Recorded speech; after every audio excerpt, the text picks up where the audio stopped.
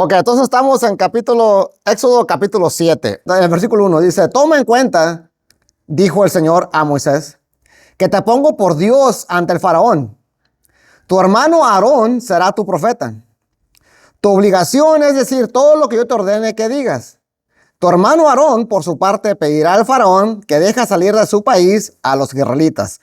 Ok, entonces aquí le está diciendo que Moisés va a ser como un dios ante el faraón y Aarón va a ser su profeta. ¿Qué significa eso? ¿Qué es un profeta? Alguien que habla de parte de Dios. Exactamente. A veces pensamos que un profeta es alguien que predice el futuro. Eso en realidad, a veces lo hacen porque es lo que Dios les dice que digan. Pero un profeta es simplemente una persona que habla por parte de Dios, nada más. No necesariamente tiene que ser el futuro. A veces les recuerda el pasado. ¿Verdad? Como cuando fue el profeta Natán con David a decirle: hey, lo que hiciste con Betsabé estuvo mal, arrepéntete. O sea, el profeta es alguien que habla, eso es el vocero, pues, de alguien más. Entonces aquí no es que Moisés sea un Dios, sino que le está diciendo: tú vas a ser el que vas a dar la palabra y Aarón va a hablar por ti ante el faraón, como si fueran tus palabras, que Dios le estaba dando a Moisés. En pocas palabras, es lo que está diciendo nada más. ¿Eh? No está diciendo que Moisés va a ser un Dios, simplemente que él va a ser el que Dios va a hablar por medio de Moisés y Moisés le va a decir las palabras a Aarón y Aarón va a ser el que va a hablar, a transmitir la palabra. Ok, vamos a seguir. Dice en el versículo 3: yo endureceré el corazón del faraón y, aunque haré muchas señales milagrosas y prodigios en Egipto, él no les hará caso. Entonces descargaré mi poder sobre Egipto. Con grandes actos de justicia sacaré de ahí a los escuadrones de mi pueblo, los israelitas. Y cuando yo despliegue mi poder contra Egipto y saque de ahí a los israelitas, sabrán los egipcios que yo soy el Señor. Ok, aquí hay algo aquí interesante. Dice que el faraón no los iba a dejar salir. ¿Por qué? A pesar de las señales milagrosas. ¿Por qué? Porque el Señor iba a endurecer su corazón. Y aquí es una controversia. Y hay dos maneras de interpretar esto. Dice, una es la que dice que el Señor, en pocas palabras, se parece que violó el libre albedrío del faraón. Porque dice: no los deja salir porque yo voy a endurecer su corazón. ¿Verdad? Entonces, podríamos decir: oye, pues eso es medio injusto. ¿Verdad? Porque vamos a leer la historia, todos los desastres que pasaron, porque Faraón se rehusaba a dejarlos salir. Por aquí está diciendo que Dios fue el que le endureció el corazón. Ahora, ¿por qué hace eso Dios entonces? ¿Y por qué castiga al final de cuentas a Faraón y a Egipto? Faraón ya muchos años antes siempre había hecho. Pues sí, bueno, esa es una de las explicaciones, ¿verdad? Que el Faraón desde antes, desde que iban a ser Moisés, ¿se acuerdan que mató un montón de niños, los aventaba al río? O sea, que él ya era una persona mala. Ajá, no era de que, el faraón era una persona tan buena, si no hubiera sido por Dios que le endureció el corazón, faraón hizo cosas malas. No, faraón ya había hecho un montón de cosas malas.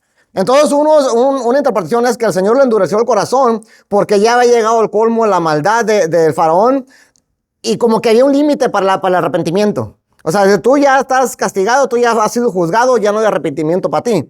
Ahora, si esa es verdad, esa versión, pues está bien. Es un mensaje, es una advertencia para nosotros y para la gente que no ha querido aceptarse, a rendirse ante Dios. Porque eso nos dice que hay un límite. Va a llegar un momento en que ya no hay arrepentimiento para nosotros o para la gente que aún no ha aceptado a Cristo. Por ejemplo, en Isaías 55:6 dice algo parecido. Dice: busquen al Señor mientras se deje encontrar. Llámenlo mientras esté cercano. O sea, aquí igual como que insinúa como que va a llegar un tiempo en que si no lo buscas ahorita, va a llegar un momento en que ya no se va a dejar encontrar. Ahorita busquen ahorita que mientras se deje encontrar. Es lo que está insinuando. O sea, es una advertencia para nosotros, o si hay algo en nuestra vida del cual nos tenemos que arrepentir y por necios, por tercos, no nos queremos arrepentir. Esto es una advertencia. Así, ok, va a llegar un momento en que Dios ya no va a aceptar tu arrepentimiento. Por ejemplo, en Romanos también habla sobre las personas que conocieron a Dios, conocieron su grandeza, conocieron su gloria, y dice que de todos modos no aceptaron, no quisieron adorarlo, sino adoraron otras cosas. Hablando de ellos, dice Romano, por eso Dios los entregó a los malos deseos de sus corazones. Dice en el 26, por tanto Dios los entregó a pasiones vergonzosas. En el 28 dice, él a su vez los entregó a la depravación mental. O sea, que llegó un momento en que dice, ok, ¿quieres lodo? ¿No te quieres arrepentir? Ahí está, pues, atáscate. Y como que ahí llega un límite donde ya no hay la oportunidad de arrepentimiento para ti. Entonces es una fuerte advertencia. Para si somos necios en algo, no nos queremos arrepentir, queremos seguir haciendo lo que estamos haciendo, ok, atenta a las consecuencias. Ok, esa es una interpretación de por qué el Señor endureció el corazón del faraón. Como dije, se violó el libre albedrío del faraón. La otra interpretación es que no. El Señor, al endurecer el corazón del faraón, garantizó que el faraón tuviera su libre albedrío. O sea, al revés. Y eso ya lo hemos comentado en Éxodo 4, ¿verdad? Porque él ya, desde Éxodo 4, Dios ya había dicho, yo por mi parte endureceré su corazón para que no deje salir al pueblo. Y esa palabra endurecer, en el hebreo original, esa no sé cómo se pronuncia, yasak, o quién sabe cómo se pronuncia. Significa afirmar, alentar, animar, ayudar, confirmar, endurecer, esforzar, fortalecer, fortificar, reforzar, resistir, restaurar, retener, todo eso, sostener, vencer, todo eso. Eso significa esa palabra. Esa palabra se usa, por ejemplo, en el versículo famoso de Josué, que dice, sé fuerte y sé valiente. ¿Se acuerdan? Esa parte donde dice, sé fuerte, es esa palabra también. Endurécete, o sea, sé fuerte, anímate, échale ganas. En Salmo 27, donde dice, pon tu esperanza en el Señor, cobra ánimo y ármate de valor. Esa palabra cobra ánimo también es la misma palabra. Entonces aquí lo que está diciendo es que el Señor iba a endurecer, más bien iba a fortalecer el corazón del faraón para que realmente hiciera la voluntad del faraón. O sea, por ejemplo, si yo le torzo la mano a alguien y le digo que haga algo y lo hace, ya no es por su propia voluntad, es porque lo forcé. Entonces Dios le fortaleció el corazón, le endureció el corazón para que a pesar de las plagas, Faraón hiciera realmente la voluntad de él mismo. ¿Sí me entienden? O sea, al revés, garantizó que el libre albedrío del Faraón. O sea, esa es la otra interpretación. O sea, que no es que haya violado el libre albedrío del faraón, al contrario, lo fortaleció en su corazón para que a pesar de las plagas, el faraón siguiera haciendo lo que él realmente quería hacer, que era no dejar salir al pueblo. Lo que realmente había en su corazón, ajá. Se lo fortaleció su corazón, se lo endureció para que realmente hiciera su propia voluntad y no la voluntad de Dios. O sea, al revés. O sea, no le hizo para que la manita de puerco no le fuera...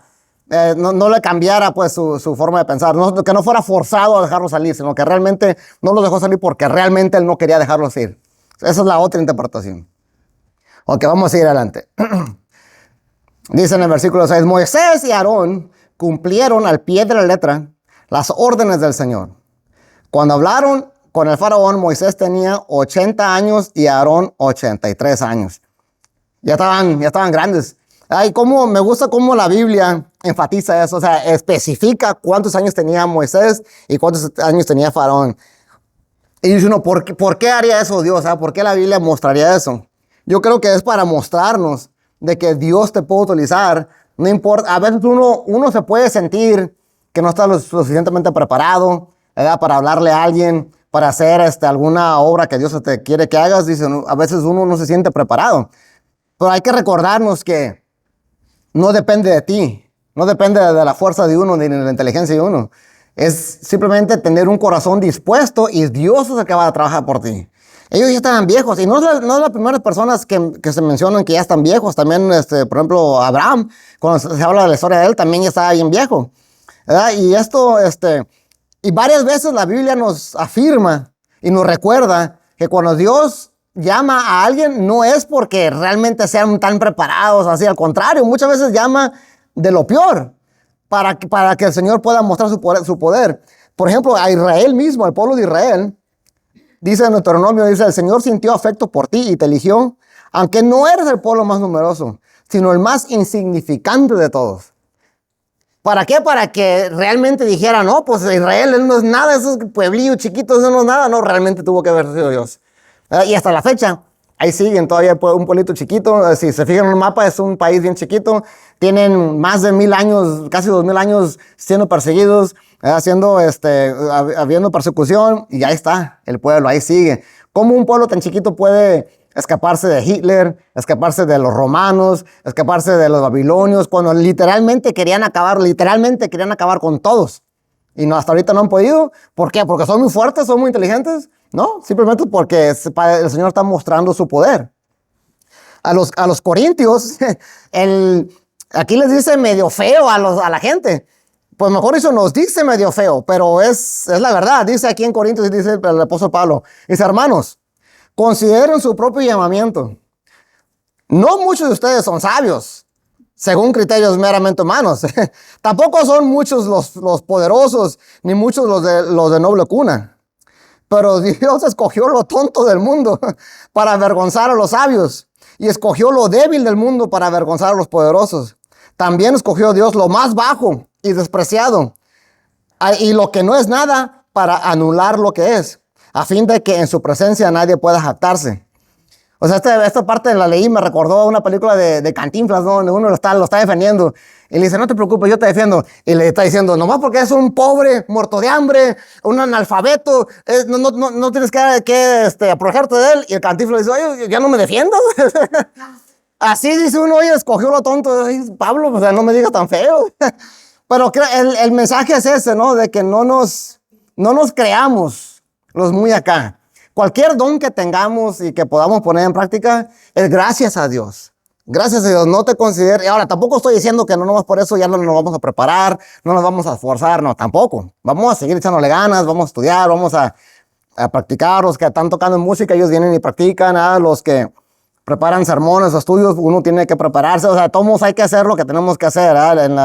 En el Kids Club, la hermana se prepara y se esfuerza, lo más seguro. Está bien, no estoy diciendo que ya no hagamos eso, pero que no nos jactemos de eso. Si algo sale bien, la gloria siempre va a ser para Dios, siempre.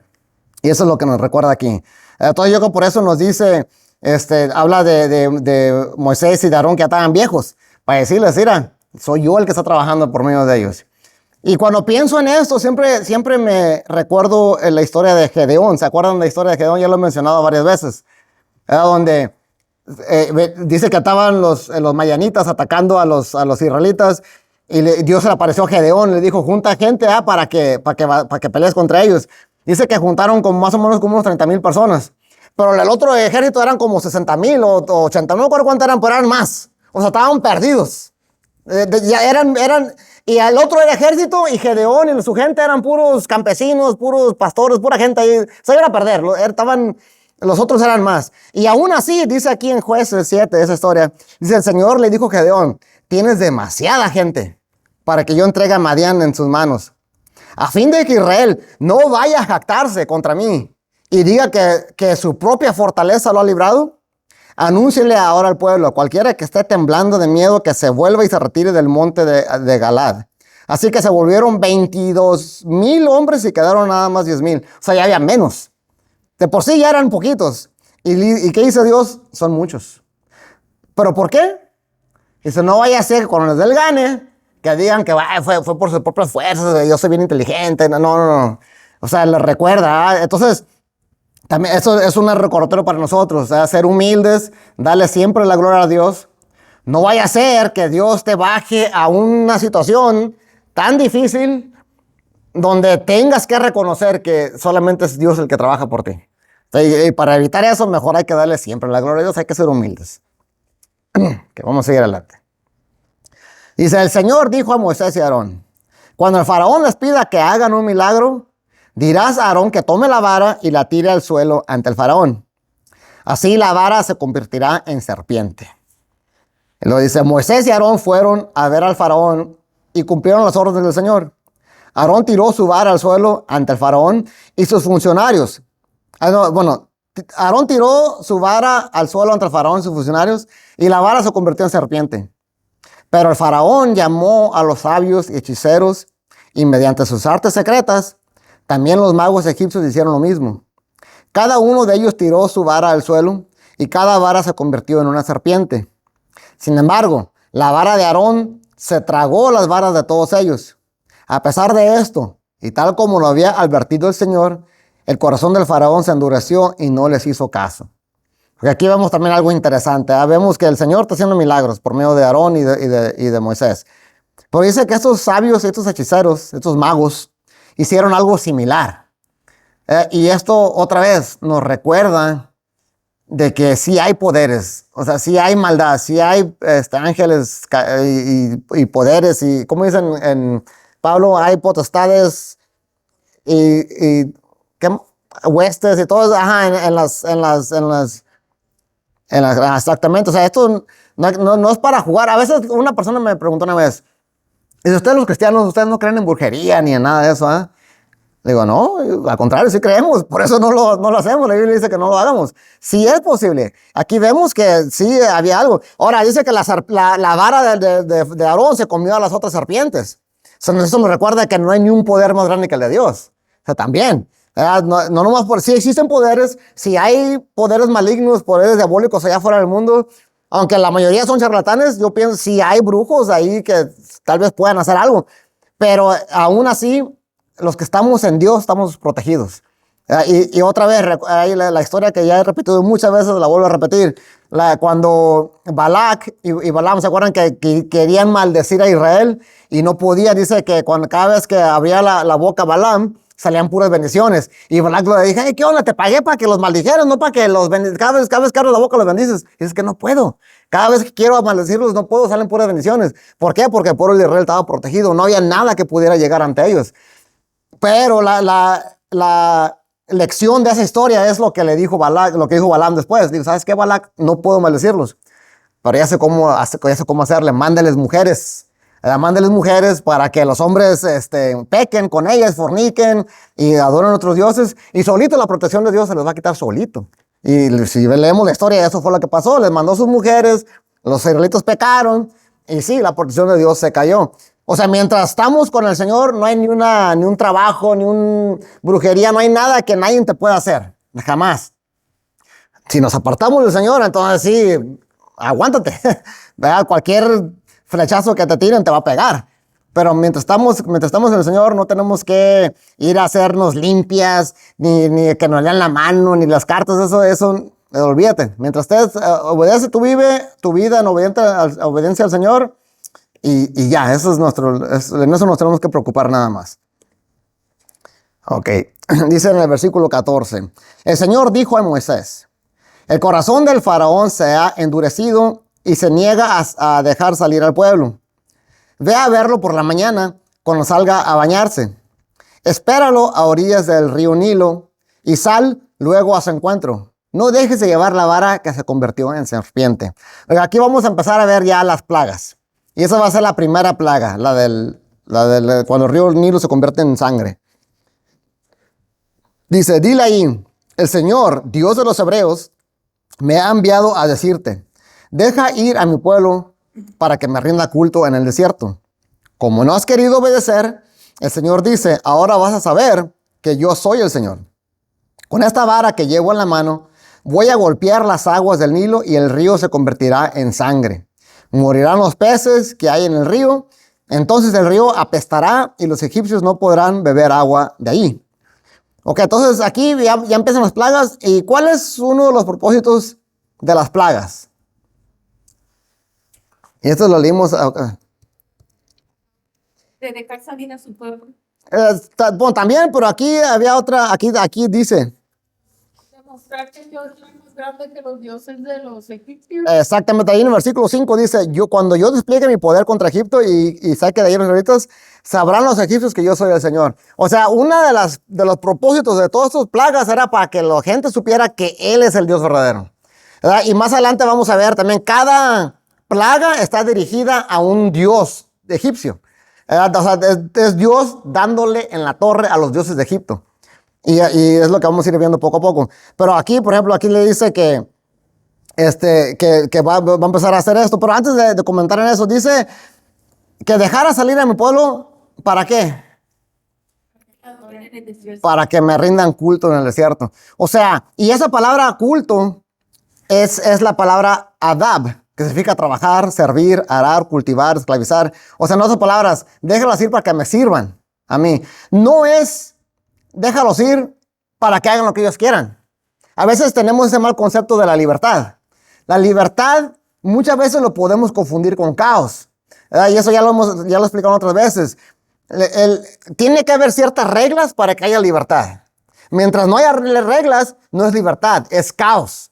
Por ejemplo, si estamos jugando un partido de fútbol, podemos hacer hay un infinito de jugadas que yo puedo hacer en el fútbol, siempre y cuando estén en las reglas. Si no hay reglas, ¿cómo vas a jugar?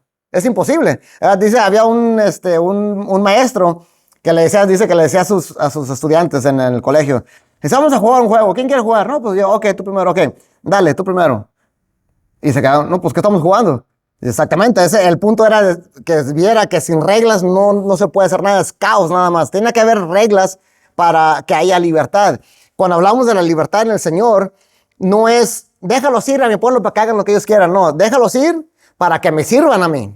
O sea, van a cambiar de amo. Y eso también ya lo habíamos leído en Romanos. Dice Romanos que vamos a ser esclavos de todos modos. O somos esclavos del pecado y de la maldad y de tus propias pasiones, o eres esclavo del Señor. Tú escoges quién quieres que sea tu amo, pero tú vas a tener un amo. El pecado, la maldad o el Señor. Cuando somos esclavos del Señor, entonces es cuando somos libres. Entonces cuando hay libertad. Dice en Salmos 119, por toda la eternidad obedeceré fielmente tu ley. Viviré con toda libertad porque he buscado tus preceptos. O sea, mientras nos mantengamos en los mandamientos del Señor, entonces hay libertad, podemos ser libres. Cuando nos alejamos de los mandamientos del Señor, entonces es cuando hay caos, hay guerras, hay robo, hay matanzas, hay un montón de cosas, ¿verdad? Y así no se puede vivir. El otro ejemplo que siempre pongo es el de los semáforos. Imagínate que el día de mañana ya no hay reglas en el país y se desaparecen los semáforos. Imagínense el caos que hubiera en las calles, en Los Ángeles o en los freeways. Imagínense, o sea, eso no iba a haber libertad ahí. Tiene que haber reglas. También en Santiago, él también dice algo parecido. Dice, pero quien se fija atentamente en la ley perfecta que da libertad y persevera en ella, no olvidando lo que ha oído, sino haciéndolo, recibirá bendición al practicarla. O sea, hay una ley perfecta, la ley de Dios es la que te da libertad. En Santiago 2:12 dice, hablen y pórtense como quienes han de ser juzgados por la ley que nos da libertad.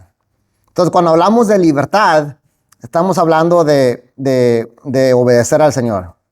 Yo no lo puse aquí, pero también me recuerdo de los fundadores del país, los Founding Fathers le llaman, Benjamin Franklin, todos ellos hablaban de esto. Decían que la Constitución era para que hubiera libertad. Y decían lo mismo, y sin leyes hay caos. Para que haya libertad necesitamos tener ciertos derechos, ciertas leyes que rijan nuestro país. Dice, si no va a ser puro caos. Y citaban la Biblia, de hecho, interesante, citaban la Biblia cuando ellos decían eso. Pero bueno, el chiste es que los va a dejar salir. El mensaje es, deja salir a mi pueblo para que me sirvan, no para que hagas lo que tú quieras. Cuando Dios te salvó de tus pecados, no fue para que tú hicieras lo que tú quisieras, sino fue para que le sirvieras a Él. Dice, dijo también el Señor a Moisés, dile a Aarón que tome su vara y extienda el brazo sobre las aguas de Egipto para que se conviertan en sangre sus ríos, sus canales, sus lagunas y depósitos de agua. Habrá sangre por todo el territorio de Egipto, hasta en las vasijas de madera y de piedra. Es interesante, ¿no? Iba a haber sangre por todos lados. Si yo tenía agua aquí en este vaso, aún esa agua se iba a convertir en sangre. Dice ahí que hasta las aguas que estaban en las vasijas de madera y de piedra, las que ya tenían en sus vasos, también esas sí se iban a convertir en sangre. Dice, Moisés y Aarón cumplieron las órdenes del Señor. En presencia del faraón y de sus funcionarios, Aarón levantó su vara y golpeó las aguas del Nilo. Y toda el agua del río se convirtió en sangre. Murieron los peces que había en el Nilo, y tan mal olía el río que los egipcios no podían beber agua de ahí. Por todo Egipto se veía sangre. Ok, entonces aquí, como mencioné hace rato, esta es una parte, otra de los propósitos de estas plagas era para Dios mostrar su poder sobre los demás dioses. Y más adelante lo vamos a leer también en Éxodo 12:12. Dice Dios, ejecutaré mi sentencia contra todos los dioses de Egipto. O sea, es Dios dándole en la torre a cada uno de los dioses que tenía. Y conforme vayamos viendo todas estas plagas, vamos a ir mencionando cuál era el dios. Por ejemplo, en el Nilo, era Hapi, así se le llamaba el dios del río Nilo. Esto lo saqué se me olvidó poner la página esta, Egyptian, quién sabe qué, no me acuerdo, habla de los dioses de Egipto. Dice, Hapi, en la antigua mitología egipcia, es el dios del río Nilo y la fuente de vida de todas las personas, animales y plantas que lo rodean. O sea, esa era la creencia de ellos. La excesiva fascinación por el poder del río Nilo y sus bendiciones hizo que le dieran un gran papel en sus mitos. Hay muchas oraciones antiguas para glorificar a Hapi, describiéndolo como la razón de la paz y la vida, el destructor de las tinieblas y el irrigador de los campos. O sea, aquí, tu Dios Hapi, ¿cuál Dios? Y ahí está, pum, sangre. Aquí el único Dios soy yo. Es lo que está haciendo Dios. Y lo está haciendo enfrente de todos los egipcios. Ahora, el río Nilo era algo tan importante. Cuando hablamos del río Nilo, nos recordamos siempre de Egipto. Es algo muy simbólico de Egipto. O sea, le está dando en la torre, así que a uno de sus meros dioses. Y sin embargo, mediante sus artes secretas, los magos egipcios hicieron lo mismo. De modo que el corazón del faraón se endureció y, tal como el Señor lo había advertido, no hizo caso ni a Aarón ni a Moisés. Como si nada hubiera pasado, se dio media vuelta y regresó a su palacio. Mientras tanto, todos los egipcios hacían pozos a la orilla del Nilo en busca de agua potable porque no podían beber agua del río. Imagínense la desesperación. Dicen que si uno no puede dar mucho tiempo sin beber agua porque se muere uno. Imagínense la desesperación de hacer hoyos, cavar hoyos y para tratar de buscar agua. Pero aquí me dice algo interesante porque en la primera parte donde dice que la vara se convirtió en serpiente y que estos hechiceros hicieron lo mismo, usan una palabra distinta en el hebreo, como que da a entender de que sí era verdadero. Aquí en esta parte no, usan otra palabra. Dice que con sus artes secretas hicieron que el agua también se convirtiera en sangre. Pero aquí esa palabra es lat, que dice cubierto, secreto, encubiertamente, calladamente.